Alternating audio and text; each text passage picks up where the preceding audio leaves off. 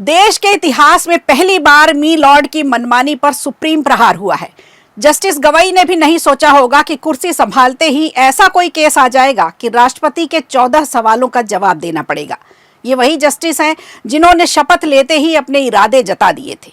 रोहित वेमुला कांड आपको भी याद होगा। कौन सा कार्ड खेला गया था, इस पर एक नजर होगी। और मध्य प्रदेश के मंत्री विजय शाह के कर्नल सोफिया कुरैशी पर दिए गए बयान का मामला लगातार गर्माता जा रहा है। विपक्ष इस पर पूरी तरह से हमलावर है। वहीं अब उत्तर प्रदेश से भी ऐसी ही खबर आ रही है। विंग कमांडर व्योमिका सिंह के लिए सपा के नेता हैं, बोल बिगड़ गए हैं। कौन है ये नेताजी और क्या कह गए हैं, बताएंगे आपको। इधर बिहार की राजनीति में भी हर रोज नए समीकरण चेंज हो रहे हैं। आज क्या नया हुआ है, किस नेता ने कौन सा कार्ड खेला है, इस पर भी चर्चा होगी। नमस्कार, खबर प्रधान शो देख रहे हैं आप और मैं हूं संगीता श्रीवास्तव।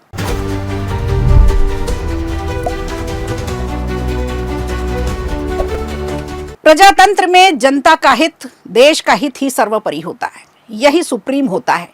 विशेषाधिकार का दुरुपयोग कर जनता का नुकसान नहीं होना चाहिए। ये संवैधानिक पदों पर बैठे लोगों की जिम्मेदारी का सबसे अहम हिस्सा होना चाहिए।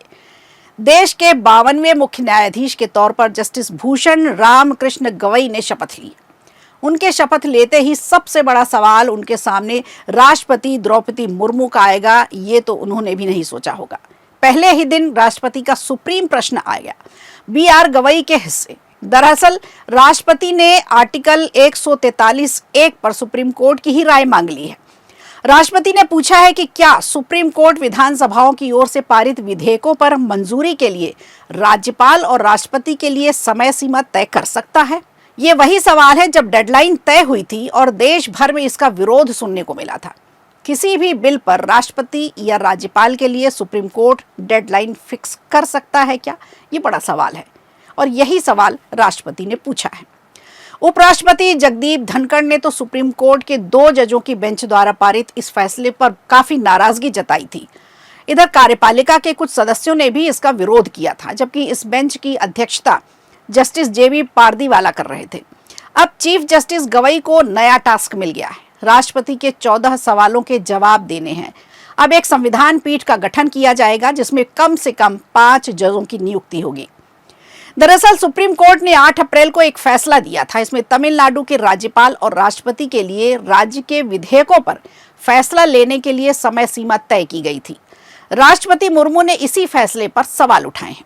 राष्ट्रपति ने पूछा है कि जब संविधान में ऐसी कोई समय सीमा नहीं है तो सर्वोच्च अदालत ऐसा कैसे कर सकती है। केंद्र सरकार ने संविधान के अनुच्छेद 143(1) का इस्तेमाल किया। इसके तहत राष्ट्रपति सुप्रीम कोर्ट से कानूनी मामलों पर सलाह मांग सकती हैं। राष्ट्रपति मुर्मू ने सुप्रीम कोर्ट से पूछा है कि क्या कोर्ट के पास ऐसा करने का अधिकार है। जस्टिस भूषण रामकृष्ण गवई ने बुधवार को CJI के तौर पर शपथ ली, यानी कल, और राष्ट्रपति द्रौपदी मुर्मू और प्रधानमंत्री नरेंद्र मोदी की मौजूदगी में उन्होंने राष्ट्रपति के गणतंत्र मंडप में अपनी मां से आशीर्वाद लिया, उनके पैर छुए और डॉक्टर BR अंबेडकर को श्रद्धांजलि भी अर्पित की। CJI के रूप में उनके सामने सबसे पहला काम राष्ट्रपति मुर्मू के अनुच्छेद 143(1) के तहत भेजे गए संदर्भ पर विचार करना होगा। सुप्रीम कोर्ट ने अपने अहम फैसले में कहा था कि यदि कोई विधेयक लंबे समय तक राज्यपाल के पास लंबित है तो उसे मंजूरी प्राप्त माना जाए। राष्ट्रपति ने इस पर आपत्ति जताते हुए पूछा है कि जब देश का संविधान राष्ट्रपति को किसी विधेयक पर फैसले लेने का विवेकाधिकार देता है तो फिर सुप्रीम कोर्ट इस प्रक्रिया में हस्तक्षेप कैसे कर सकता है। राष्ट्रपति ने 14 सवालों पर सुप्रीम कोर्ट के जवाब का इंतजार देश को भी रहेगा।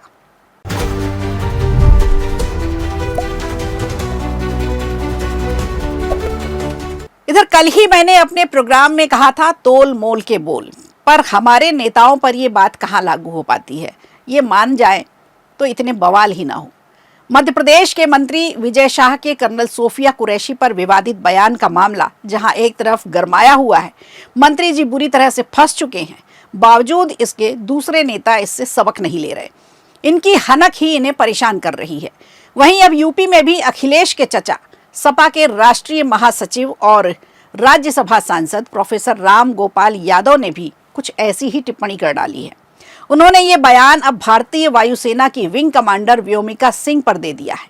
व्योमिका सिंह भी ऑपरेशन सिंदूर को लेकर चर्चा में आई थी, जिसमें उन्होंने इस सैन्य कार्रवाई की जानकारी प्रेस कॉन्फ्रेंस के जरिए देश और दुनिया के सामने रखी थी। पीसी में बराबर ब्रीफ करती रही। अब राम गोपाल ने उन पर जाति सूचक टिप्पणी कर दी है। दरअसल राम गोपाल यादव गुरुवार को मुरादाबाद के बिलारी तहसील में आयोजित एक समाजवादी पार्टी के कार्यक्रम में शामिल होने पहुंचे थे।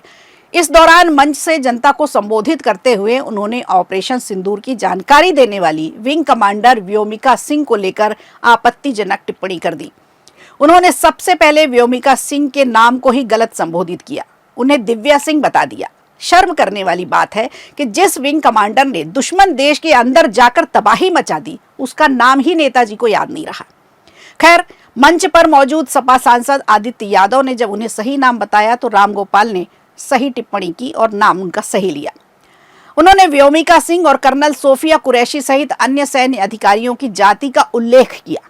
उनके इस बयान में जाति सूचक शब्दों का इस्तेमाल किया गया, जो बेहद आपत्तिजनक था। वहां बैठे लोगों को भी जाहिर है अच्छा नहीं लगा होगा।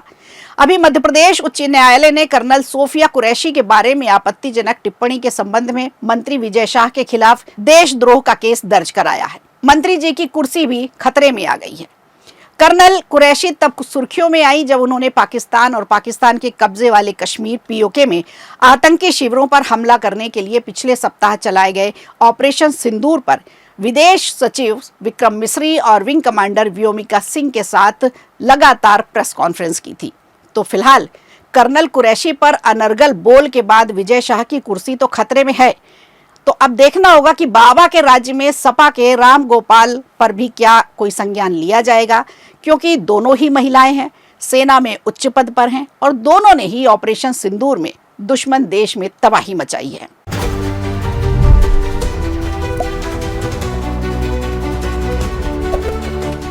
इधर बिहार में भी सियासत चरम पर है। दरभंगा में राहुल गांधी बिना परमिशन के अंबेडकर छात्रावास पहुंच जाते हैं, छात्रों को संबोधित करते हैं, दलित कार्ड खेलते हैं, जाति जनगणना पर अपना हक जताते हैं और फिर सिर्फ 5 मिनट बाद निकल जाते हैं अपने कार्यकर्ताओं के साथ। साफ समझ में आ रहा था कि केवल और केवल बिहार चुनाव पर राजनीति करने पहुंचे थे राहुल गांधी। उन्हें वहां के छात्रों की समस्याओं से, उनकी परेशानियों से कोई मतलब नहीं था। अब राजनीति का एक और एंगल दिखाते हैं आपको।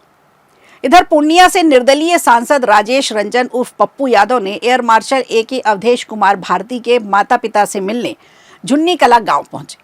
ऑपरेशन सिंदूर के तहत हवाई अभियानों में भारतीय वायुसेना के अधिकारी ए.के. भारती की अहम भूमिका बताई जा रही है।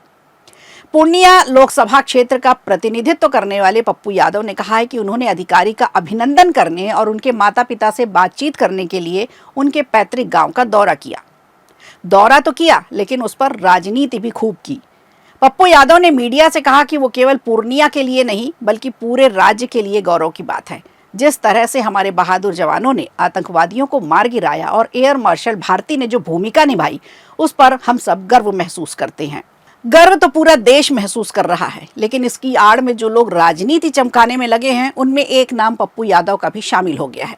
देखा जाए तो बिहार विधानसभा चुनाव से पहले कांग्रेस की जड़ें मजबूत करने में लगे राहुल गांधी ने दरभंगा का दौरा किया, तो वहीं दूसरी तरफ एयर मार्शल भारती के यहाँ पप्पू यादव ने पहुंचकर वोटर्स की नजरों में उतरने की कोशिश जरूर की है। बहरहाल चुनाव में अभी कुछ महीने बचे हैं, ऐसे में राजनीति के बदलते रंग हम और आप दोनों देखेंगे। फिलहाल खबर प्रधान में इतना ही। दीजिए इजाजत, नमस्कार। वीडियो अच्छा लगा हो तो लाइक कीजिए, शेयर कीजिए और कमेंट बॉक्स में हमें जरूर बताइए।